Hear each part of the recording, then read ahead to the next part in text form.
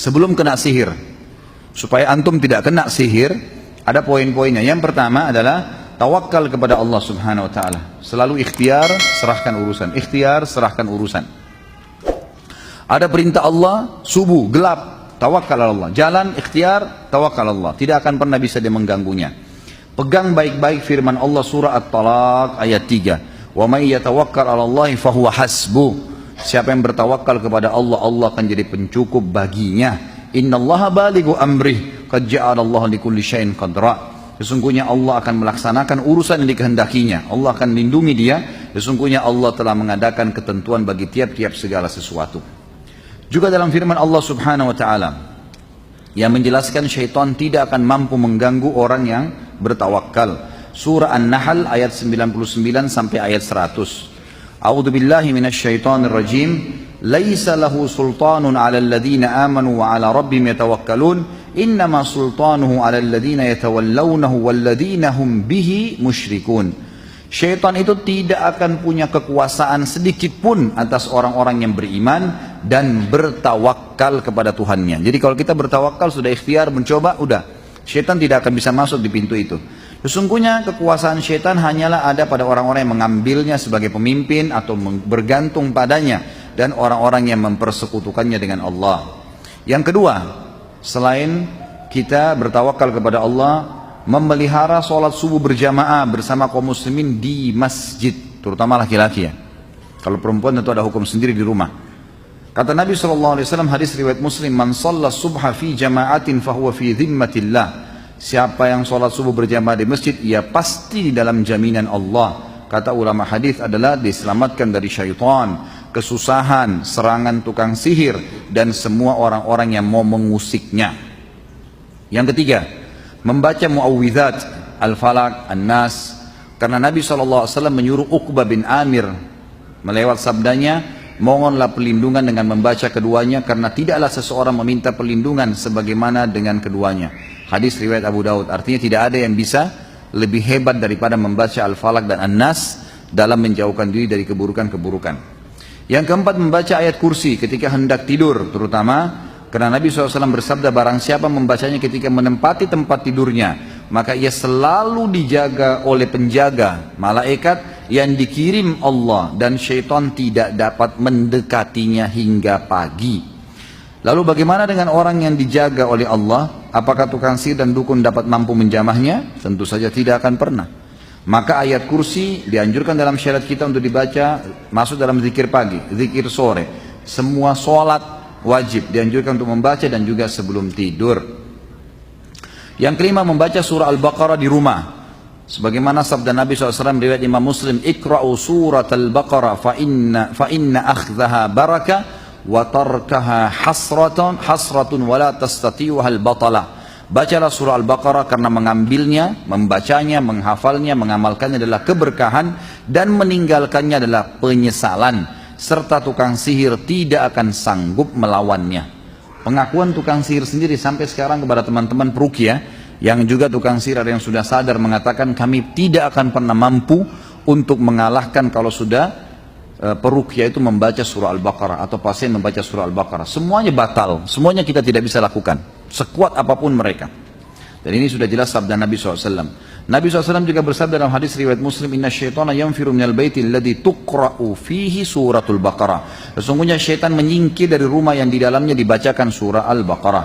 Yang keenam, membaca bismillahilladzi la yadurru ma'asmihi syai'un fil ardi wala fis sama'i wa huwas sami'ul alim. Dengan nama Allah yang beserta dengan namanya tidak ada sesuatu di langit dan di bumi pun yang bisa membahayakan, dan dia maha mendengar lagi maha melihat, 3 kali pada waktu pagi dan petang. Kata Nabi SAW, siapa yang membacanya dia akan terjaga. Jaga dari semua ya, termasuk syaitan, tukang sihir dan seterusnya. Yang ketujuh, membaca a'udzu bikalimatillahi tammati min syarri ma khalaq. Aku berlindung dengan kalimat-kalimat Allah yang sempurna dari keburukan apa saja yang telah diciptakannya, 3 kali pada waktu petang dan ketika singgah di persinggahan manapun. Nabi SAW bersabda, man nazala manzilan thumma qal a'udzu bikalimatillahi tammati min syarri ma khalaq la yadurruhu syai'un hatta yartahila min manzilihi dzalik. Barang siapa yang singgah di satu tempat kemudian mengucapkan aku berlindung dengan kalimat-kalimat Allah yang sempurna dari keburukan apa saja yang telah diciptakannya, maka tidak ada sesuatu yang membahayakannya hingga ia pergi dari tempat persinggahan itu. Termasuk dalam kategori sesuatu, kata beliau, adalah jin, syaitan, tukang sihir dan selainnya. Bahkan isti'adzah perlindungan ini dapat menolak racun. Karena Nabi SAW pernah berkata kepada salah seorang yang terkena sengatan kala jengking, awalau annaka qulta hina amsayta a'udzu bikalimatillahi tammati min syarri ma khalaq lam tadurruka.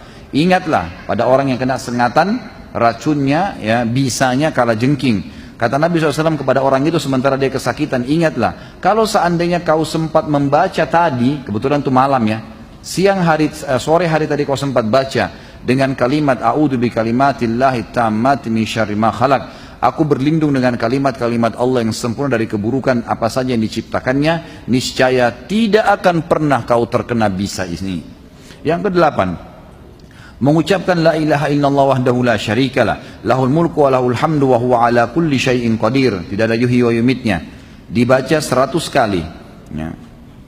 Maka Nabi SAW bersabda, man qalaha mi'ata marratin fi yawm kanat lahu adlu ashri riqab wa kutibat lahu mi'atu hasanah wa muhiyat anhu mi'atu sayyi'ah wa kanat hirzan lahu minasyaitani yawmahu dhalika hatta yumsi wa lam ya'ti ahadun bi afdala mimma ja'a bihi illa ahadan amila akthara min dhalik. Barang siapa yang mengucapkannya sebanyak 100 kali dalam sehari, maka ia mendapatkan pahala setara dengan memerdekakan 10 hamba sahaya. Tentu kalau hamba sahaya sekarang kalau kita hitung paling murah ya, kalau saya dapat dari yayasan di Saudi itu 10.000 real. Berarti kalau 10 itu sama dengan 100.000 real, sama dengan dia bersedekah dengan 300 juta. Dituliskan untuknya 100 kebajikan, dihapuskan darinya 100 keburukan, dan ia mendapatkan perlindungan dari syaitan pada hari itu sampai petang. Serta tidak ada seorang pun yang datang dengan membawa yang lebih baik daripada apa yang dia kerjakan pada hari kiamat, kecuali orang yang melakukan yang sama atau lebih. Jadi di sini dibaca 100 kali pagi dan 100 pagi sore. Jadi ini dibaca 100 kali, masuk zikir pagi sore. Yang kesembilan, pada saat mau masuk WC, a'azzakumullah, semoga Allah muliakan anda semua, dia membaca a'udzu billahi minal khubuthi wal khaba'is wal rijsa wal najs. Riwayat lain mengatakan a'udzu billahi minal khabuthi wal khaba'isi wal rijzi wal najsi. Aku berlindung kepada Allah dari syaitan laki-laki dan syaitan perempuan, kotoran dan juga najis. Riwayat Hakim dalam kitab Mustadrak, dan riwayat lain mengatakan aku menjauhkan diri dari semua keburukan ya, baik itu keburukan yang kelihatan atau tidak, dan seluruh najis. Kemudian yang ke-10, berdoa ketika keluar dari rumah sebagaimana sabda Nabi SAW, siapa yang keluar dari rumah sambil membaca dalam hadis Hasan riwayat Tirmidzi, bismillahi tawakkaltu ala Allahi la hawla wa la quwwata illa billah.